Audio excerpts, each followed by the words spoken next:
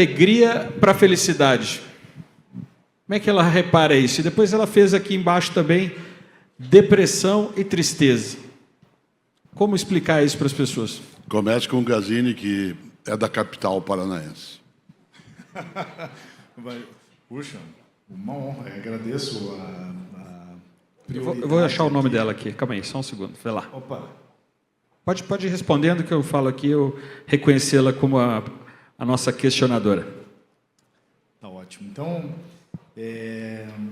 alegria e felicidade, e vou adicionar uma outra coisa, bem-estar. Ok? Então, o que é alegria? É o momento. A alegria é um momento. Puxa, doei dinheiro para uma pessoa, tive um momento de alegria.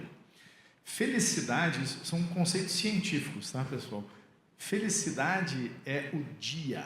Felicidade é o conceito diário. Então, lembra que tem que ter o equilíbrio lá, cada coisa ruim que vai acontecer com você, 3 momentos positivos. No fim do dia, nós temos felicidade.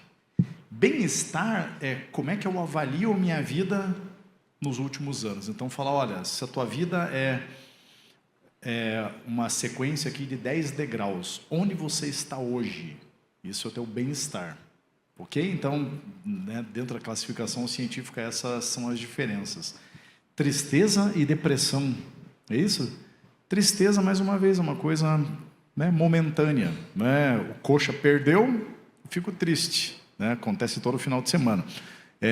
Então, é um momento pequeno de tristeza. Depressão já é quando a pessoa tem um acúmulo de emoções negativas. Né? Então, é importante a gente saber, pessoal, que as partes do nosso cérebro que a gente usa, elas se desenvolvem. Então, se eu estou lá com o hábito de ficar consumindo notícia negativa, né, vendo televisão negativa, conversando com pessoas negativas, a área do meu cérebro que vai se desenvolver é a minha amígdala. Eu fico cada vez mais atento a coisas ruins.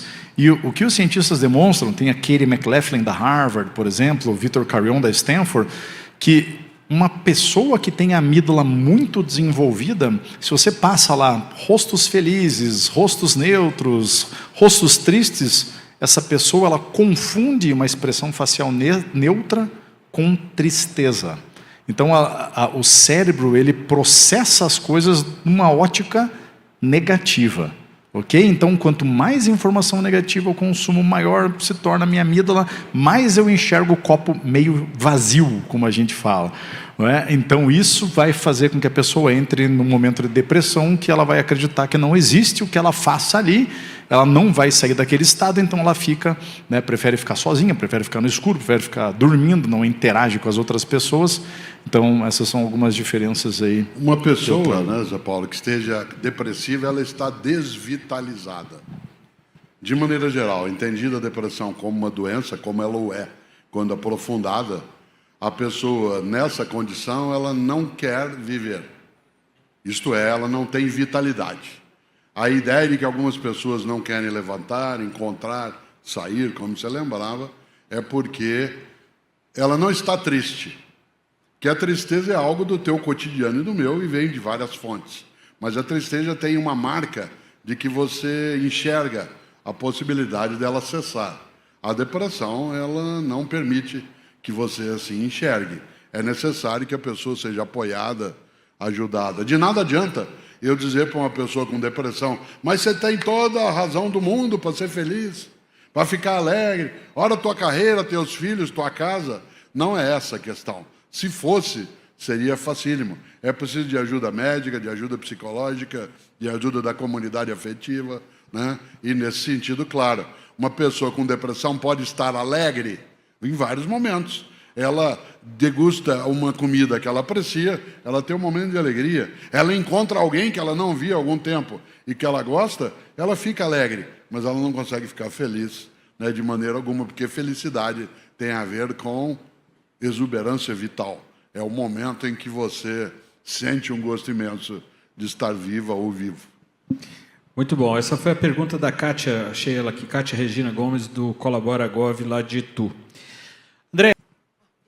Bom dia, parabéns aí pelo projeto e pelos nossos especialistas. E a pergunta é, como temos muitas forças de segurança participando, e saúdo aqui nossos delegados da Polícia Federal que estão assistindo e aqui presencialmente também. Qual a importância desse projeto, né, de 26 encontros para essas forças de segurança, como já foi colocado aqui? São setores que vivem um dia a dia, né, de periculosidade, de ver notícias tristes muitas vezes. Então, o que isso representa ou pode representar para essas forças de segurança? Eu me lembro disso em relação à minha irmã, que é psicóloga, e que durante 20 anos ela trabalhou, não na área de segurança, né, nesse sentido, mas de segurança mental, que ela trabalhou num CAPS. E todos os dias ela ia para casa encontrar filhos, netos, ou a nós, quando ela tinha passado o dia lidando com o desespero. A pessoa que era bruta, que tinha algum tipo de dependência química, que tinha buscado tirar a própria vida, ou que era violenta, ou que era, né, marginal no sentido policial do termo. Era difícil para ela quando chegava em casa, porque ao sentar, tudo aquilo que ela tinha vivenciado naquele dia estava com ela. A única forma dela poder suportar aquele encargo que é necessário na vida coletiva, pessoas que se dedicam, por exemplo, à área de segurança, à área de cuidado de uma comunidade, que tem poder, inclusive, do uso autorizado da violência quando necessária, que são autorizados até, né, a letalidade quando aquilo se coloca no campo, né, razoável e, portanto, obrigatório. Ela sozinha não lida com isso, porque a tendência é levar aquilo para a cama, para a conversa, para casa. O único modo é se a comunidade afetiva, familiar, de amizade, de trabalho, for capaz de auxiliá-la a se fortalecer naquilo.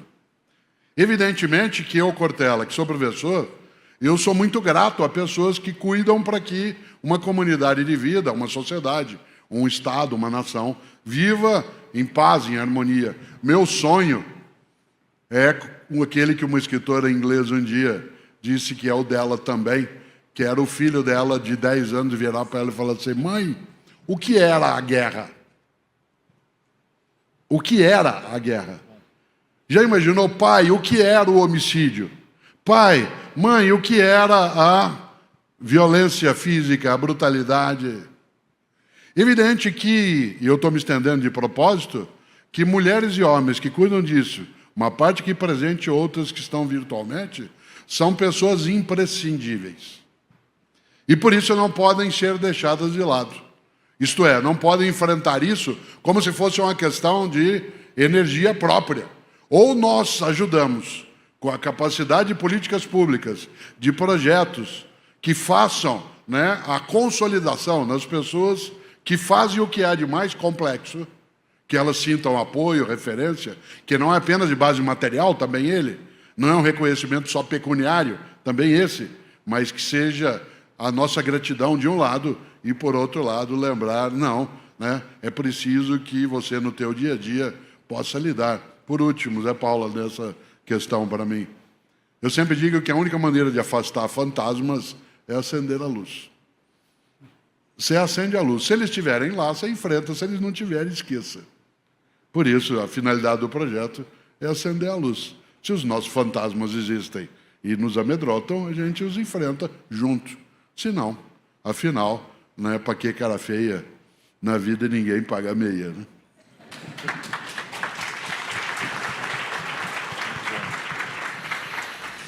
Eu vou responder contando sobre um experimento científico. Tem uma cientista da University College, London, chama-se Telly Sherrod, e ela fez um experimento científico com bombeiros. E aí o que ela falava para os bombeiros era o seguinte: olha, a chance de você ser assaltado aqui em Londres no teu dia a dia é 20%. A chance de um casal se divorciar é 40%. A chance de você sofrer um acidente de trânsito na cidade é mais ou menos 30%. Legal? Quais são as suas chances em particular? Essa é a média da sociedade, mas quais são as suas chances como bombeiro? Só que ela analisava os bombeiros em dias diferentes. Ela analisava os bombeiros em dias que eram mais calmos, tinham poucas ocorrências, os bombeiros ficavam mais tempo ali conversando com os colegas, e em dias de extremo estresse. Dias com muita ocorrência, que o bombeiro tem que sair correndo, gritando com as pessoas, chuta a porta, invade casa, passa com um caminhão por cima da calçada, sai buzinando. Será que, dependendo do tipo de dia que eu tive, eu mudo a minha perspectiva sobre as minhas chances de terem coisas ruins acontecendo comigo? E ela descobriu justamente isso. Se a média da chance de ser assaltado é 30%, no dia de estresse o bombeiro fala, não, mas a minha é 50%. Né? A minha chance de te divorciar é 60%. Minha chance de sofrer um acidente de trânsito é 75%. Nos dias de estresse, as pessoas passam a interpretar que as chances de coisas ruins acontecerem com elas é maior do que a média da sociedade. O racional para o bombeiro seria o quê? Essa é a média da sociedade, então essa é justamente a média que vai acontecer comigo. Né? Se a gente entende de estatística, a gente sabe que nós estamos inseridos na sociedade como bombeiros, né? Ou como, né, policiais. Então, o que é importante a gente saber, pessoal? Que a atividade que é negativa, como muitas vezes é a atividade da segurança, né? Toda hora está enfrentando alguma coisa ruim, vê cenas que são complicadas, assim como é a vida de um médico. Né? Ninguém vai lá no médico, doutor, eu só vim aqui porque eu amo o senhor, estou super bem, vim só dar um beijo. Não, a pessoa vai no médico porque ela está sofrendo, que ela está com dor, que ela precisa tomar remédio, que ela está com medo de morrer, assim como é a vida do vendedor. O vendedor vai lá visitar cliente e leva 9 nãos, de vez em quando ele leva um sim. Então, advogado, né? Advogado é cheio de problema, todo dia. Então, existem profissões que são negativas por natureza. O que nós temos que fazer é entender que nós temos uma carga maior do que o restante da sociedade. Por isso, nós precisamos de uma carga ainda maior de momentos positivos. Então, como o Cortella estava falando aqui, no momento que a gente se une, né, com uma outra comunidade, seja religiosa, seja o meu time de futebol, seja o pessoal do Rotary, que eu gosto de estar junto com eles, etc. Quando eu tenho uma outra comunidade que me acolhe, que eu tenho uma emoção positiva, né, que é legal, é uma forma de diminuir essa reação que nós temos a coisas negativas para quem tem esse tipo de profissão. Né, praticar coisas boas, participar de trabalho de comunidade. Então, existem maneiras da gente reduzir essa carga negativa. Legal? Então, é fundamental que a gente use essas ferramentas aí para combater esse mal que pode acontecer com, né, as pessoas que têm esse tipo de trabalho. Representar o Colabora.gov aqui na nossa participação. Obrigada. Gente, bom dia. Sou Lucila Arruda. Estou como diretora de gestão de pessoas do Ministério da Gestão, Inovação e Serviços Públicos, representando aqui o Colabora.gov. A gente presta serviços para mais de 13 ministérios, mais de 40 mil servidores. E é uma felicidade que todos os servidores, inclusive colaboradores terceirizados, estagiários, estão tendo a oportunidade de ouvir vocês hoje. Agradeço. A minha pergunta é como a gente reverter os danos, né, da época da pandemia, em que as pessoas ficaram isoladas, sem ter os relacionamentos, né, presenciais, e que hoje a gente está refletindo nos nossos servidores. Né? A política de cuidado que a gente está tendo é da gente cuidar da saúde mental desses servidores. Então, hoje a gente está vendo muitas pessoas que não conseguem desenvolver o córtex pré-frontal, né, tá imobilizado, e dicas de como sair dessa situação para que as pessoas não foquem no estresse, no negativismo e possam realmente procurar felicidade no trabalho. Ó, que coisa boa. Você e eu não encontramos felicidade no trabalho o tempo todo, mas também não é o trabalho um lugar na qual haja a impossibilidade disso. Eu, por exemplo, tenho um gosto imenso e me deixa muito feliz mesmo ser professor. Embora eu não goste de corrigir provas, eu não gosto de estar num domingo à tarde, enquanto várias pessoas estão passeando, preparando a aula que terei que dar. Eu não gosto de ter que lidar com pessoas que no dia a dia desprezam o conhecimento escolar. Não gosto de ter que lidar com a brutalidade no espaço, no território de ensino-aprendizagem. Mas isso é algo inerente. E se eu estiver sozinho nessa situação, isto é, se eu, tendo passado o período pandêmico, ausente da presença, mas com conexões que foram feitas depois, como hoje são, em que eu me junto com outras pessoas que têm a mesma questão, em que eu amplio, né, as minhas relações para pensar que aquilo que faço, com tudo que perturba o fazer, não é algo que apague, anule a importância de fazer aquilo que temos de fazer, evidentemente, esse é o passo inicial. Afinal, Guimarães Rosa, quando escreveu Grande Sertão Veredas, ele colocou que a vida é grande sertão. E o sertão é o lugar do abandono, mas tem veredas. E a vereda é exatamente a outra pessoa. Não é à toa, né, que quando a gente pensa na ação, eu falava de religião agora há pouco, uma das pessoas que eu mais admiro é Bento de Nórcia, que católicos, anglicanos e ortodoxos chamam de São Bento, né, que fundou vários mosteiros pelo mundo afora. O Brasil tem vários, né, fundou a Ordem Beneditina. E São Bento, como chamam alguns, ao criar a ordem, secretário, ele criou um lema para essa ordem, que você conhece, que em latim é ora et labora. Ora et labora, isto é, reza e trabalha. Reza e trabalha. Porque trabalhar sem reverência e gratidão deixa o trabalho árido. E só rezar, as coisas não acontecem. Por isso, se você me dissesse assim, Cortella, a gente está rezando para o servidor melhorar, eu digo, e que mais? Nós estamos rezando para o nosso país ter mais harmonia, harmonia política, e que mais? Eu estou rezando para a gente não ter a disseminação do ódio e da retórica e da convivência furiosa, e que mais? Isto é, quando você pergunta da dica, a dica é a gente sempre lidar com a ideia de que não pode ficar só na expectativa. Há um grande educador, uma pessoa que tem até um monumento dele aqui em Brasília, na frente do Ministério da Educação, um estupendo advogado pernambucano, né, chamado Paulo Freire, que não é objeto de unanimidade. Há pessoas que dele não gostam. Paulo Freire era filho de professora com oficial da Polícia Militar, né? Paulo Freire que, se vivo estivesse, se alguém dissesse a ele que algumas pessoas dele não gostavam, ele não discordaria, porque Paulo Freire não era contra que alguém contra ele fosse. Paulo Freire era contra que quem contra ele fosse não pudesse ser contra ele. Isso é outra perspectiva. A saúde, a possibilidade, ela vem de algo que Paulo Freire dizia, que é preciso ter esperança, mas esperança do verbo esperançar. Porque tem gente que tem esperança do verbo esperar. E esperança do verbo esperar não é esperança, é espera. Ah, eu espero que dê certo, eu espero que aconteça. Só tem uma saída, é que o servidor e a servidora tenha à sua disposição, também como política pública, circunstâncias, encontros, momentos, ações, na qual ele tem a percepção de que está no Grande Sertão, mas tem veredas. E quem entende de vereda é o curitibano. Olha, tem um barco lá, chamado Aconchego. Olha que coisa. Você quer coisa mais feliz do que aconchego? Puxa. Que coisa. Isso era só para te distrair. Muito e aí? Vou aproveitar o gancho do Cortella aqui. Acho que uma coisa que ele repetiu bastante na palestra, agora na pergunta também, é que a felicidade ela só é possível quando a gente faz outras pessoas felizes. Então, os cientistas, isso é um consenso entre eles, que é fazer outras pessoas felizes é o que possibilita a nossa felicidade individual. Ninguém consegue ser feliz sozinho.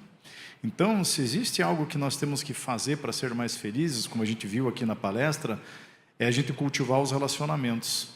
Então, para os servidores que hoje estão numa condição um pouco mais triste, que estão com dificuldades por causa da pandemia, e a pandemia obviamente isolou a gente, isolou o convívio social, e muitas empresas hoje em dia passaram a adotar o modelo híbrido. Não é? Então, algumas pessoas, alguns dias se fica lá na sua casa, outros dias se vem para o escritório. Só que, como eu citei aqui várias vezes, né, os estudos científicos demonstram que o ser humano não sabe aquilo que deixa ele feliz. E nós temos dificuldade em agir, muitas vezes, nas coisas que deixam a gente feliz. Então, quando eu vou projetá-la, o que vai me fazer feliz? É ficar aqui na minha casa, no escritório, sozinho, trabalhando, ou pegar meu carro, me vestir, pegar meu carro, dirigir até o escritório, chegar lá, subir a escada, elevador, etc., sentar na minha mesa, depois voltar. Ah, cara, eu prefiro ficar aqui na minha casa. É o viés do presente que é chamado. Eu prefiro a felicidade, né, agora, aquela coisa que acontece aqui. Né? Mas nem sempre aquilo que me traz esse prazer imediato é o que é melhor para mim. Então, uma coisa importante, pessoal, que acho que é o primeiro passo, vá até o escritório, esteja com os seus colegas de trabalho, interaja, tem alguém para dividir suas angústias, suas alegrias. Quando a gente está junto com os outros, é quando a gente verdadeiramente está feliz, mas a gente resiste muitas vezes. Um cientista chamado Norman Triplett fez uma descoberta importantíssima, acho que para todos nós. Ele gostava de andar de bicicleta. Então ele foi analisar os arquivos históricos de corrida de bicicleta e ele percebeu uma coisa. Quando um atleta corria um percurso sozinho, ele corria numa certa média de tempo. Quando ele colocava duas pessoas, quando esse atleta concorria com uma outra, os dois corriam mais rápido. Quando colocava três, os três corriam mais rápido do que quando estava em dois e quando estava sozinho. Ele falou, cara, tem alguma coisa interessante. Será que a mera presença de uma outra pessoa perto da gente melhora a performance de todo mundo? E ele foi fazer um teste. Ele colocou algumas crianças para recolher uma linha de pesca. A criança sozinha recolhia a linha de pesca várias e várias vezes, ele tirava uma média. Colocava duas crianças, uma do lado da outra. Recolhiam aí a linha de pesca. Elas recolhiam mais rápido do que a criança sozinha. Colocava três, recolhiam mais rápido. Esse é o fenômeno, chama-se facilitação social. Quando nós estamos na presença de outras pessoas, todos nós temos uma performance melhor. Lembrar que parte da nossa felicidade é conquista, é alcançar coisas legais, ter um propósito, né? Mas alcançar coisas legais me sinaliza, puxa, eu sou competente, eu consigo dar conta do meu trabalho, né? Eu entreguei tudo que eu tinha para entregar hoje. Estar ao lado de outras pessoas faz com que a gente tenha um desempenho melhor e assim a gente tenha conquistas que vão deixar a gente mais feliz. Então, voltem ao escritório, importantíssimo. Olha só o que o Rosieri falou, me lembrei, por causa das festividades de final de ano, de um alerta do cantor Leonardo, que eu vi outro dia, que eu achei genial. Eu não vou dizer como ele disse, porque tem um palavrão no meio, que cabe bem no modo dele falar, mas não é necessário eu fazê-lo.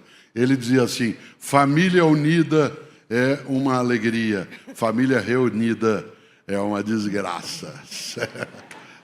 Por isso, quando você fala da importância de fazer com outros, desde que seja colaborativo, né? Aí sim, porque do contrário, a gente pode ter um que está tentando embaraçar a minha linha ali do lado. Vale demais isso, mas também tem essa ideia. Tem que ser colaborativo mesmo, como você lembrou, né, depois aí na palestra. Bom dia. Bom dia. Primeiro, eu gostaria de agradecer a N Produções aí pelo feito. Né? A Secretaria de Segurança Pública está em peso aqui. Hoje nós estamos com pelo menos 50 profissionais, gestores, presencialmente, e 400 inscritos aí no online. Né? Essa é uma preocupação da Secretaria, do nosso secretário, de cuidar de quem cuida. Né? Então, agradecer ao professor Cortella, que eu já conheço o trabalho, acompanho, professor Gazilli. Né? E a minha pergunta, na realidade, é um pedido de uma mensagem, tá? de um de vocês, ou de ambos, para os profissionais da segurança pública que estão nos assistindo. Né? Especialmente o professor Cortella, que já foi secretário de Educação, já viveu um barril de pólvora, né? É um ambiente de estresse, um ambiente que a gente, falando de fora, não consegue perceber como é que isso funciona na prática internamente. Né? Então, hoje, nós, no DF aqui, temos um quadro de muitos servidores que estão passando por problemas emocionais, problemas financeiros, estresse, dependência química, endividamento, e tudo isso num cidadão que já tem não vou falar um cidadão normal, né? Senão parece que a gente não é normal, né? A gente é normal também, né? Mas assim, num cidadão que está em condições normais já é uma questão complicada. Num cidadão que tem, né, como os senhores já descreveram aí, a missão de lidar com o horror da sociedade, lidar com os problemas dos outros, acaba sendo complicado.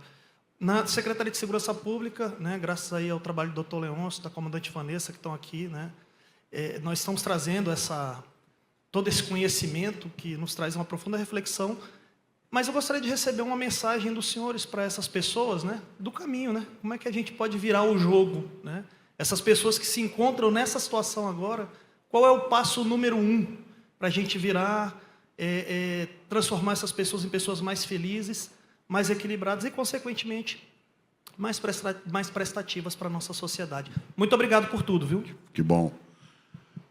Primeiro, em relação aos gestores e gestoras, isto é, quem cuida daqueles que cuidam, é necessário lembrar que o problema não é ter problema.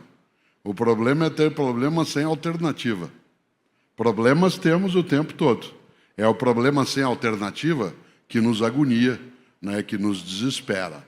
Por isso, eu sempre digo, a coisa mais perigosa numa vida coletiva é a ideia de abandono.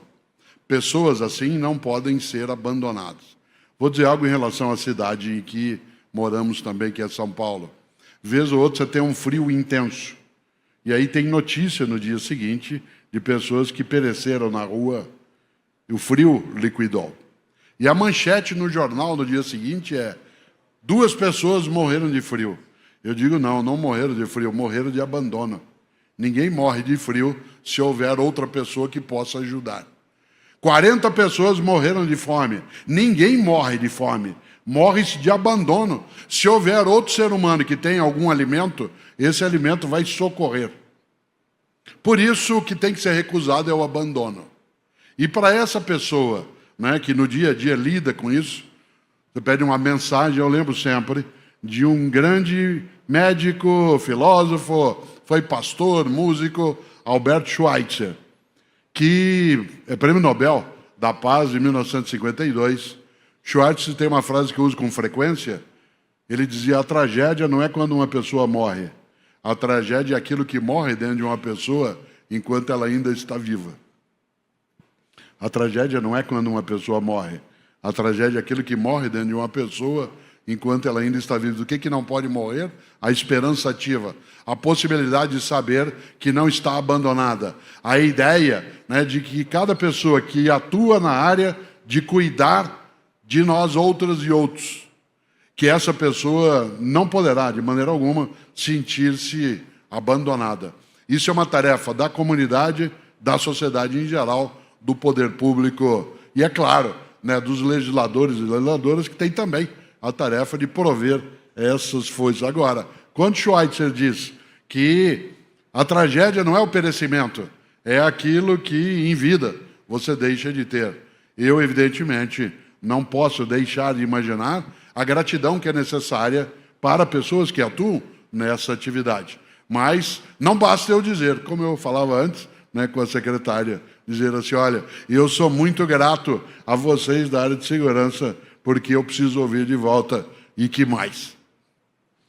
Isto é, o que você no teu dia a dia, na tua atividade, naquilo que faz, quem você elege, quem você vota, o que você faz na tua profissão para que essas pessoas também não tenham em nenhum momento a ideia de que estão sozinhas. Afinal, né, como dizemos nós caipiras, é junto dos bons que você fica melhor. Boa. É junto dos bons que você fica melhor, né? Bom, primeiro, prazer, parabéns à N Produções, prazer, Gazilho, Cortella, estar falando com vocês. Se a felicidade pudesse ser definida como falar com as pessoas que te inspiram, hoje é meu dia de felicidade. Eu quero perguntar para vocês qual que é a relação que há entre felicidade e fé. Embora sejamos um país que estejamos nas estatísticas aí como o país mais ansioso do mundo, somos também um país altamente religioso. Que relação há entre felicidade e fé? bonito. Muito Boa bom. pergunta, Daniel. Obrigado, Daniel. Ótimo. Obrigado, Daniel, pela pergunta. Super importante. Do ponto de vista científico, né, então, o que os pesquisadores também têm uma certeza muito grande é que as pessoas que têm uma espiritualidade, né, que têm uma fé, são mais felizes do que as pessoas que não têm. Ok? Por quê, né, que espiritualidade, por que fé, por que religião tem uma relação com felicidade? Justamente por aquilo que tanto Cortella quanto eu aqui falamos bastante. A possibilidade de relacionamentos. Né? Então, quando a gente tem uma fé, quando a gente, né, obviamente, não só a questão dos grupos, mas tem uma esperança de que, apesar das dificuldades que a gente tem, a vida pode nos presentear com coisas boas, apesar de estar ruim, tá bom, né? Essas pessoas que têm essa perspectiva, elas são mais otimistas, né? Então elas fazem as coisas acontecerem com mais frequência do que as pessoas que são pessimistas. Mas na questão que interessa bastante os cientistas também é a questão do senso de comunidade, de sentir que eu sou útil, de que eu tenho uma função, de que eu sou importante aqui. Dentro da igreja, né, eu vou falar da religião que eu pratiquei quase a minha vida inteira, que é a católica, né, nós fazemos atividades que fazem a gente ficar mais feliz. Então, nós rezamos todo mundo junto. O padre fala uma coisa, as pessoas repetem a mesma coisa que o padre falou. Quando a gente repete palavras de outras pessoas em conjunto, a gente fica mais feliz. Quando a gente vai rezar o Pai Nosso, a gente dá as mãos um para o outro, tocar numa outra pessoa deixa a gente mais feliz, por incrível que pareça. Toque humano é necessário demais para os bons relacionamentos. A gente cria um grupo de amigos na igreja, a gente se reúne, a gente conversa, a gente fala sobre as nossas dificuldades, sobre os nossos desafios, compartilha as nossas alegrias, a gente faz trabalho comunitário, ajuda outras pessoas a serem felizes, a gente trabalha lá no churrasco da igreja, no café da manhã. Então vejam quantas atividades que as pessoas religiosas fazem, né, que trazem esse senso de comunidade e de que a gente é importante. E o legal da igreja é a questão inclusiva, não é? Porque eu, dentro do meu trabalho, eu posso ser um funcionário lá de uma empresa de construção e eu sou pedreiro. Ali na empresa, a minha hierarquia é lá embaixo. Tem muitas pessoas acima de mim. Eu tenho uma posição baixa na hierarquia. Mas quando eu vou para um outro grupo, porque a gente participa de vários grupos na nossa vida, quando eu vou num outro grupo, talvez lá no grupo da igreja, a minha hierarquia é lá em cima. Eu sou o ministro da Eucaristia, eu que coordeno aqui os eventos. Então, a atividade religiosa traz também essa possibilidade das pessoas assumirem um lugar mais alto na hierarquia e se sentirem mais importantes também. Então, essas são algumas colocações aí importantes sobre religião, né, fé e felicidade. Religião e religiosidade não são a mesma coisa, mas são conexas. Por exemplo, há várias pessoas aqui que têm religiosidade, ou seja, um agradecimento à vida, a ideia da sua gratidão ao modo de afeto, que são capazes de entender que a vida não pode ser só a materialidade das coisas, e outras pessoas que transformam a sua religiosidade numa comunidade de fé chamada religião. É impossível ter religião sem religiosidade, mas é possível ter religiosidade sem religião. Em ambas as situações, o que vale é a ideia de você ter uma perspectiva de que a vida, como cantou Gonzaguinha um dia, a vida tem de ser melhor e será. A vida há de ser melhor, canta ele, e será. Lembra da música? É bonita, viver e não ter vergonha de ser feliz. O mais bonito da frase do Gonzaguinha é quando ele diz: a vida há de ser melhor. Se ele tivesse parado nessa frase, já valeria. Mas ele dá o passo seguinte, esse é o da fé. A vida há de ser melhor e será. Isso auxilia muito. Os gregos antigos tinham duas palavras, só para você ficar mais nervoso, né, com o tempo, duas palavras que ajudam. Eudaimonia, no grego antigo, significa felicidade. Eu, no grego antigo, é bom. Por isso, daimon é teu espírito interior. Eudaimonia é o bom espírito. É quando você está bem, o que nós chamamos de bem-estar, de um modo aproximado. Eudaimonia é felicidade. E Eucaristia é a boa graça. Você tem várias religiões que fazem a partilha da vida por meio do alimento e chama isso de Eucaristia. Pois bem, Eucaristia e Eudaimonia andam de braços dados. Machado de Assis, aí eu termino, tá? Machado de Assis escreve no Memórias Póstumas de Brás Cubas a frase mais difícil de lidar. Ele dizia: ninguém confie na felicidade presente, pois nela há uma gota da baba de Caim. Olha que frase forte. Ninguém confie na felicidade presente, porque há nela uma gota da baba de Caim, isto é, do fratricídio. Não há possibilidade de felicidade se o fratricídio persiste. O fratricídio no planeta, o fratricídio nas nações, o fratricídio nas cidades, nas famílias. Só é possível eudaimonia se houver eucaristia, isto é, a partilha do pão, da vida, da convivência. Por isso, sim, a fé, quando a serviço da vida, e não a favor do fratricídio,